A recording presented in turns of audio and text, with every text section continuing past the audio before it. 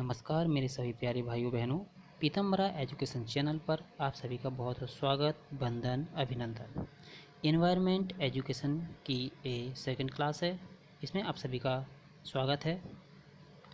निरंतर क्वेश्चनों से आप सभी को इस प्रकार के क्वेश्चन उपलब्ध कराने के लिए पीतम्बरा एजुकेशन चैनल का निरंतर प्रयास है, जो कि ज़्यादा से ज़्यादा पूछे जाने की जिनकी संभावना है।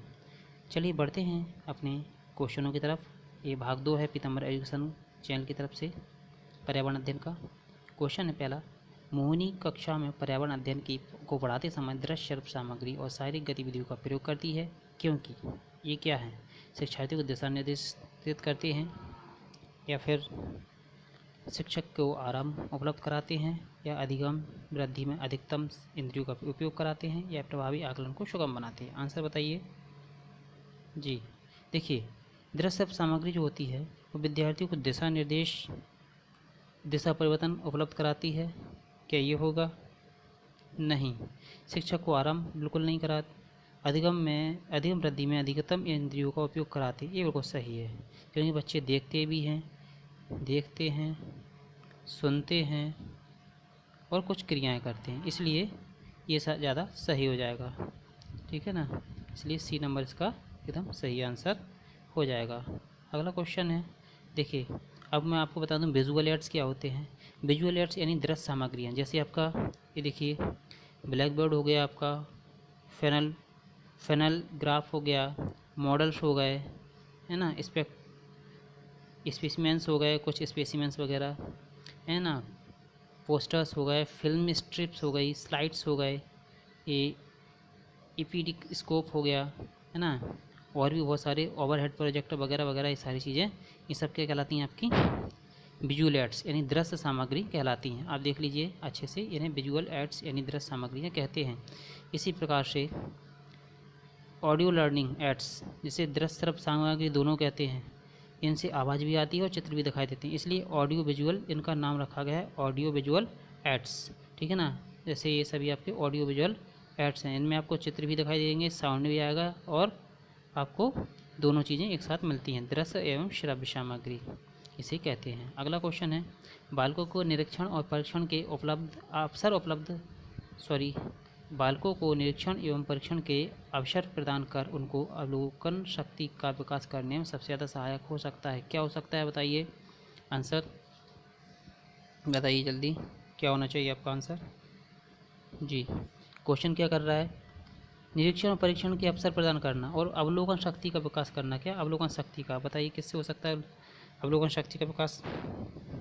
देखिए, कंप्यूटर में अगर स्क्रीन पर कोई भी चीज़ दिखाई देगी तो सॉफ्टवेयर रूप में होगी, आप उसे पकड़ कर दिखा नहीं सकते हो। रेडियो में ओनली फॉर ऑडियो आता है, टेलीविज़न में भी ऑडियो वीडियो दोनों होता है, लेकिन वो भी सॉफ्टवेयर के रूप में होता है, आप उसे बाहर निकाल कर नहीं दिखा सकते हो। बल्कि क्या होता है, वह यहाँ पे अनुभव की बात हो रही है, और यहाँ परीक्षण के मौके प्रदान करने की बात हो रही है, इसलिए हम क्या करेंगे, जो वास्तविक वस्तुएं होंगी, वास्तविक पदार्थ होंगे, उनको अपन दिखाकर समझा सकते हैं, इसलिए इसका आंसर सबसे अच्छा होना चाहिए जो है कि सी, क्योंकि वास्तविक पदार्थ बालकों को निरीक्षण परीक्षण के मौके प्रदान करता है और उनकी अवलोकन शक्ति को विकास करने में सबसे ज़्यादा सहायक वास्तविक पदार्थ ही होते हैं। अगला क्वेश्चन है, किस शैक्षिक तकनीक को व्यवहार तकनीक भी कहते हैं? 23 का आंसर जी बताइए, क्या हो सकता है इसका? हार्डवेयर उपागम, सॉफ्टवेयर उपागम, प्रणाली विश्लेषण या उपयुक्त सभी? जी, बी नंबर को सही है, सॉफ्टवेयर उपागम। सॉफ्टवेयर उपागम जो होते हैं, जिन्हें सॉफ्टवेयर अप्रोच भी कहते हैं अपन इंग्लिश में, शैक्षिक तकनीक को व्यवहार तकनीक भी कहते हैं, है ना। इस तकनीक का संबंध क्या होता है? उद्देश्यों के व्यवहारिक रूप में शिक्षा के सिद्धांतों और शिक्षा की विधि अनुदेशन प्रणाली के पुनर्वलन और मूल्यांकन से होता है। ठीक है ना। वास्तव में क्या होता है, इस तकनीक उपागम जो होती है, इसका मतलब क्या होता है, शिक्षक और सीखने के सिद्धांतों का उपयोग करना होता है। अगला क्वेश्चन है आपका 24 क्वेश्चन है आपका।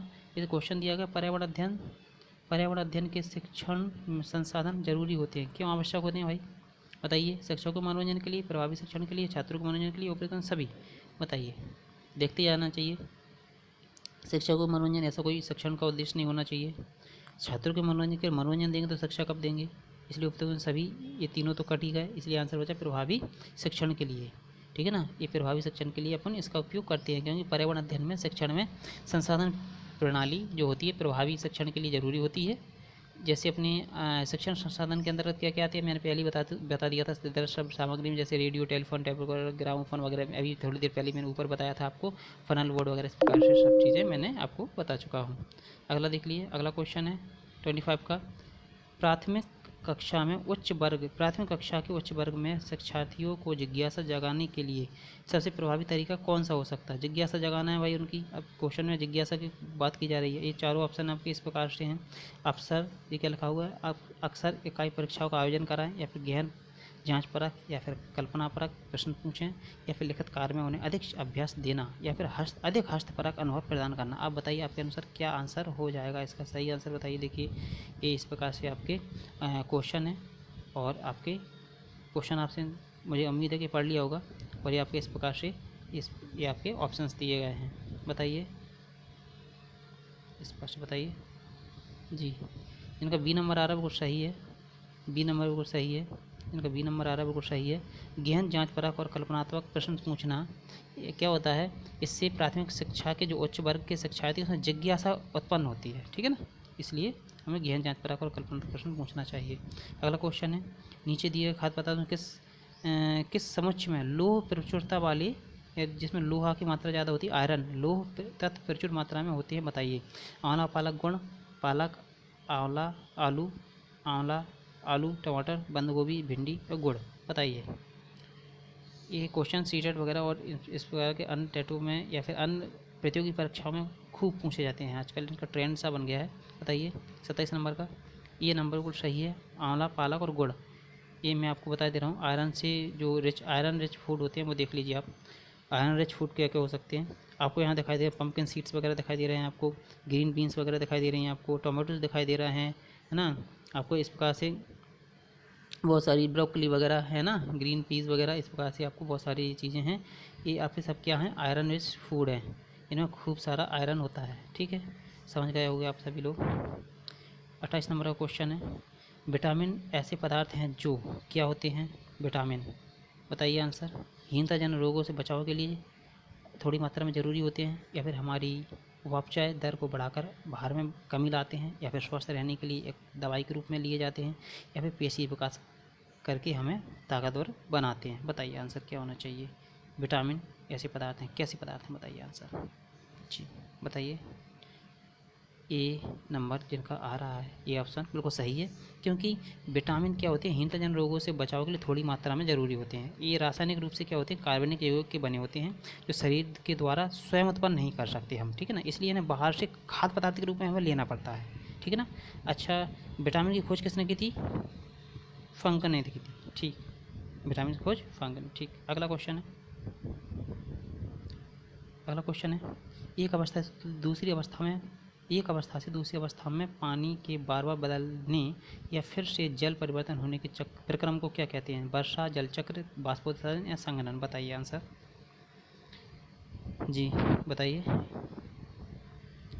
बी नंबर जल चक्र बिल्कुल सही है, जिनका जल चक्र आ रहा है बिल्कुल सही है आंसर।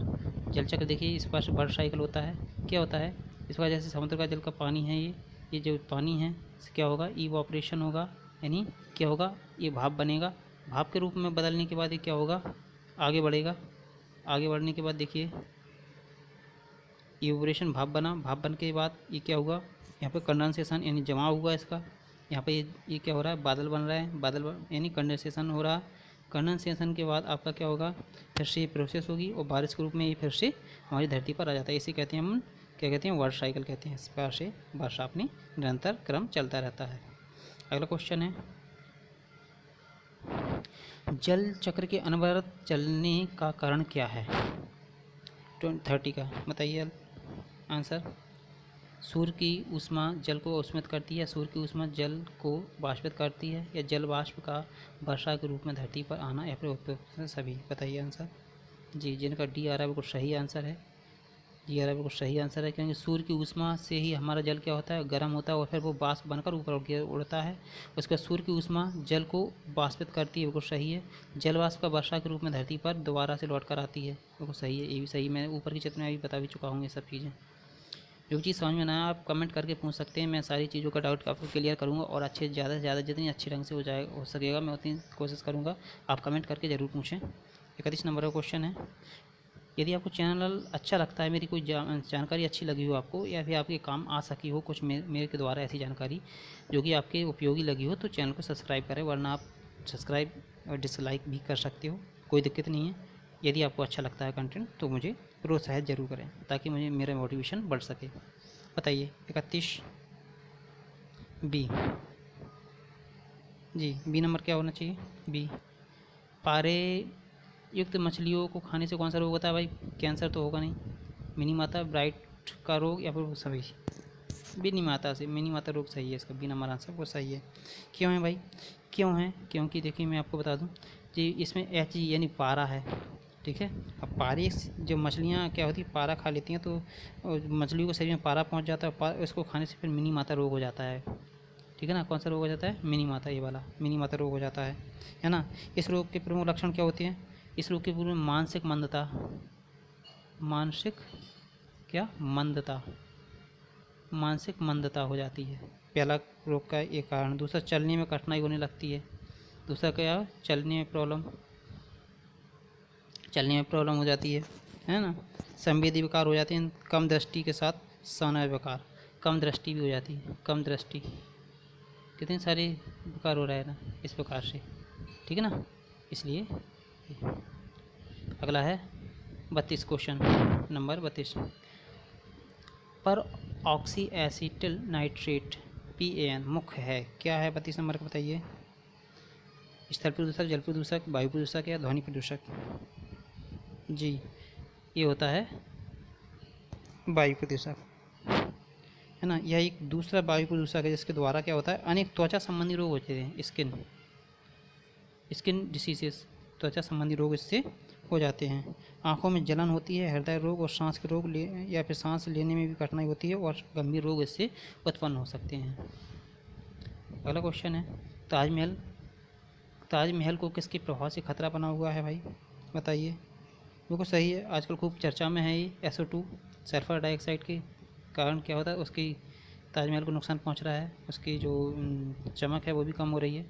अगला क्वेश्चन है 34 नंबर का, भारत में कृषि को प्रभावित करने वाले मौसम का सबसे महत्वपूर्ण तत्व क्या है? तापमान, आर्द्रता, पवन या वृष्टि? बताइए।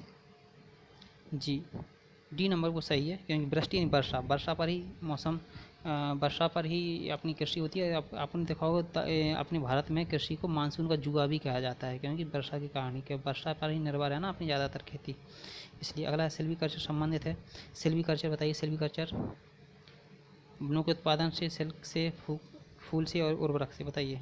जी सिल्वीकल्चर का उपयोग क्या होता है?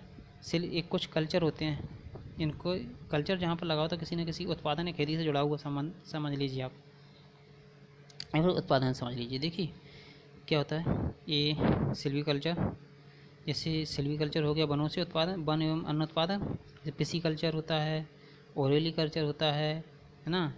इस प्रकार से बहुत सारे कल्चर होते हैं जिनको हार्टिकल्चर वगैरह वगैरह, इसकी डिटेल में आप कहेंगे तो मैं डिटेल में वीडियो बना दूंगा इन सब की। आप कहें कमेंट में पूछें, कहें मुझसे तो मैं ज़रूर बना दूंगा इनके लिए। देखिए सिल्वीकल्चर ये होता है, ये जंगलों का क्या करते हैं अपन लोग, वनों को लगाते हैं, उनके विकास और संरचना एवं वन उत्पादन सिल्वीकल्चर का वन संवर्धन या सिल्वीकल्चर कहलाते हैं, इस प्रकार से। जी मुझसे कहें, आप कमेंट में पूछें या मेरे को सुझाव दें तो मैं पूरा सेपरेट वीडियो बना दूंगा इन कल्चरों पर। अगला है 36, पेड़ पौधे वायु प्रदूषण को घटाते हैं क्योंकि ये अवशोषण करते हैं किस चीज़ का? Sulphur dioxide, carbon dioxide, carbon monoxide या फिर नाइट्रोजन? आंसर क्या होना चाहिए आपका 36 का? बी बिल्कुल सही है, कार्बन डाइऑक्साइड बिल्कुल सही है, क्योंकि पेड़ पौधे क्या करते हैं? प्रदूषण को घटाते हैं, क्योंकि वे वातावरण में CO2 को क्या कर लेते हैं? अवशोषित कर लेते हैं, सोख लेते हैं, है ना।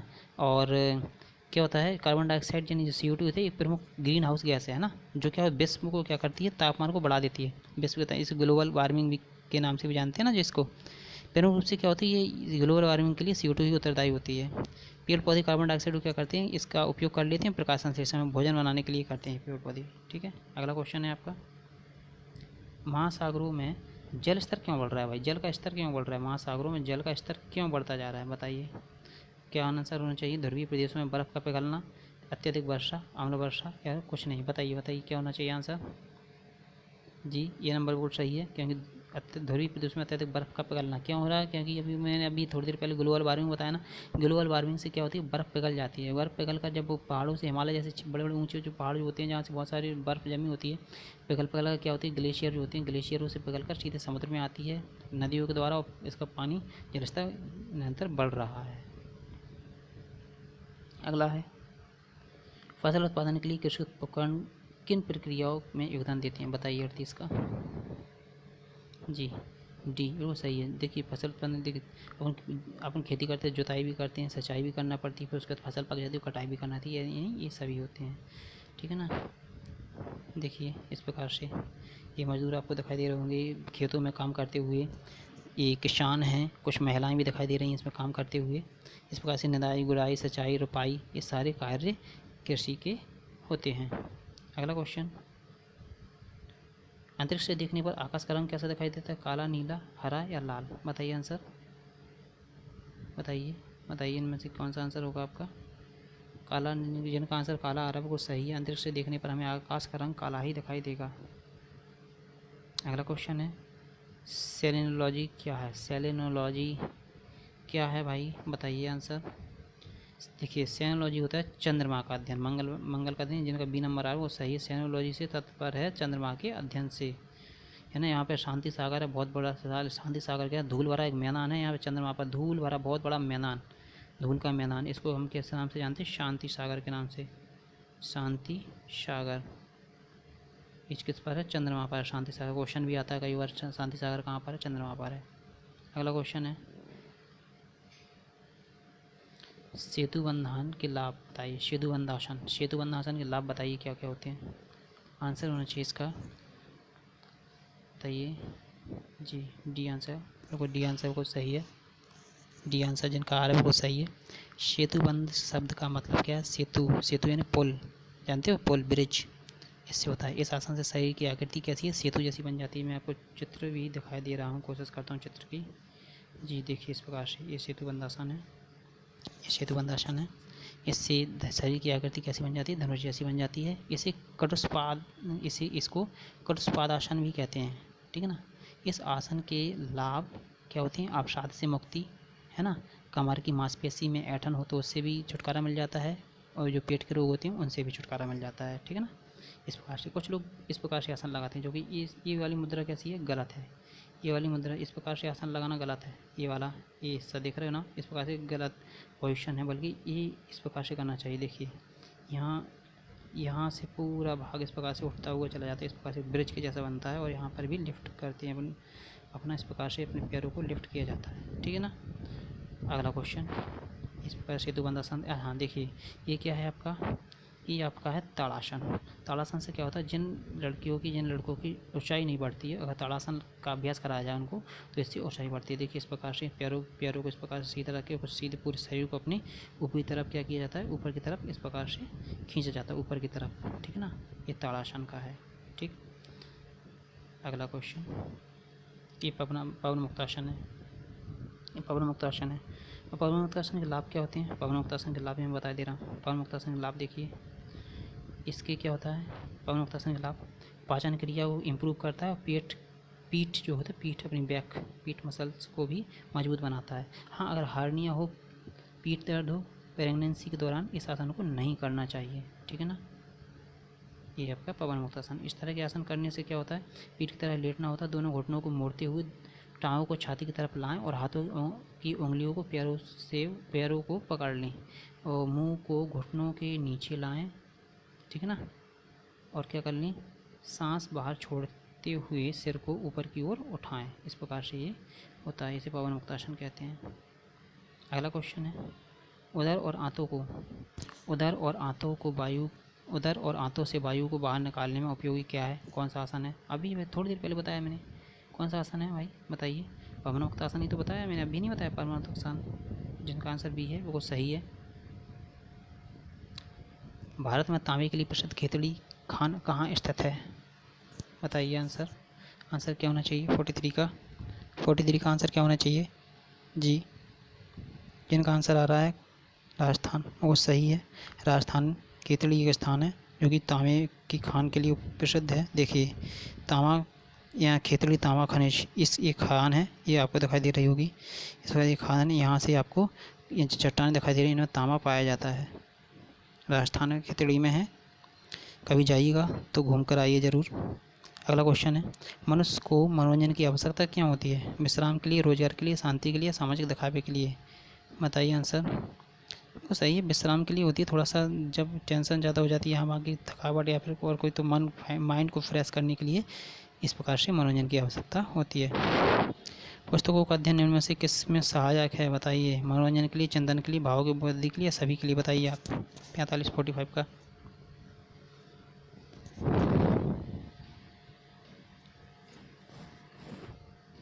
देखिए कुछ पुस्तकें ऐसी होती हैं जो हम मनोरंजन के लिए पढ़ते हैं, कुछ चिंतन के लिए पढ़ते हैं, भावों की वृद्धि के लिए पढ़ते हैं। ये सभी ऐसे आंसर हो जाएगा डी। ठीक है ना, इसका आंसर डी हो जाएगा। अगला क्वेश्चन है 46-7, ये है आपका किस विधि में, क्वेश्चन क्या, किस विधि में छात्र स्वयं ही उपकरण व्यवस्थित करते हैं, निरीक्षण करते हैं, परीक्षण लेते हैं और विश्लेषण करते हैं? बताइए आंसर क्या होना चाहिए। व्याख्या विधि, अवलोकन विधि, प्रयोगशाला विधि है, प्रदर्शन विधि? इसका सी नंबर को सही होगा। प्रयोगशाला में बच्चे स्वयं ही उपकरणों को उठाते हैं, व्यवस्थित भी करते हैं, निरीक्षण परीक्षण भी करते हैं और उसके बाद विश्लेषण करते हैं। ये आपका है 47 का सी आंसर सही है।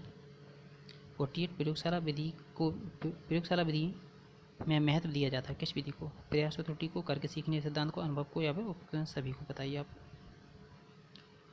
बी आंसर को सही है, करके सीखने का सिद्ध। क्योंकि प्रयोगशाला में आप कोई भी काम करेंगे, कोई भी एक्सपेरिमेंट करेंगे तो आपको खुद ही करना पड़ेगा, करके ही सीखेंगे आप, जो कि करके सीखना एक स्थायी ज्ञान प्रदान भी करता है, इसलिए बी आंसर इसका सही होगा। अगला क्वेश्चन है 150, पर्यावरण अध्ययन में एक अच्छे दत्तकार का मुख्य लक्ष्य होना चाहिए। क्या होना चाहिए भाई? अधिगम विस्तार के अवसर उपलब्ध कराना, या फिर प्रभावी अधिगम के लिए पाठ की दोहराई, या फिर समय का बेहतर उपयोग सुनिश्चित करना, या फिर शिक्षार्थियों को अनुशासन में बनाए रखना? बताइए क्या आंसर होना चाहिए 50 का? जी ये आंसर बिल्कुल सही है। ये आंसर जिनका आ रहा है बिल्कुल सही है। ये आंसर अधिगम विस्तार के अवसर उपलब्ध कराना। ये आज के क्वेश्चन कंप्लीट हुए। यदि मेरे द्वारा दी गई कुछ भी जानकारी आपके ज़रा सी भी काम आई हो तो आप सभी से निवेदन है कि चैनल को लाइक करें। यदि कोई भी किसी प्रकार का आपको समस्या है, या मेरे वीडियो में कोई कमी लगती है, या फिर कोई अच्छाई लगती है, कुछ आपको रोचक चीज़ लगती है, तो कमेंट करके मुझे बताएं। दोस्तों तक शेयर ज़रूर करें ताकि जो पढ़ने वाले हमारे भाई बहन हैं वो भी घर बैठे इन सभी चीज़ों का लाभ ले सकें। चैनल को सब्सक्राइब करके बेल आइकन को दबाएं ताकि आपको नियमित समय पर मेरी सारी नोटिफिकेशंस मिलती रहें। और मेरे इस वीडियो को देखने के लिए और समय देने के लिए बहुत बहुत धन्यवाद। Thank you for watching this channel. Take care, tata and bye bye. मिलते हैं नेक्स्ट वीडियो में, तब तक के लिए आप सभी का दिन मंगलमय हो। जय हिंद, जय भारत।